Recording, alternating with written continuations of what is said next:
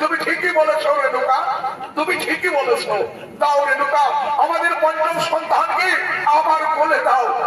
বলি ওরে বাবা যমদগ্নি, বলি ও মা রেণুকা, তা তোমাদের এই পঞ্চম সন্তানে তোমরা কি নাম রেখেছো গো?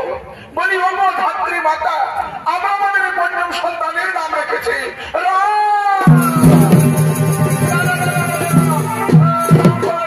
শুধু রাম নয়, ঠিকই কৈলাসপতি বাবা ত্রিলোচন আজ অধমের কুটিরে দিয়েছেন দশ লহ ঠাকুর আমাদের শত শত প্রণাম। শোনো বাবা যমদগ্নি, শোনো মা রেণুকা, আমি স্বয়ং বিশ্বকর্মাকে দিয়ে এই মহাভয়ঙ্কর অস্ত্র তৈরি করিয়েছি। এই মহাভয়ঙ্কর অস্ত্রের নাম হলো পরশু। তাই পরশু অস্ত্র তোমাদের পঞ্চম সন্তানের হাতে তুলে দিয়ে আজ আমি এর নামকরণ করলাম পরশু। শোনো বাবা যমদগ্নি, শোনো মা রেণুকা, তোমাদের এই পঞ্চম সন্তান কোন সাধারণ সন্তান নয়।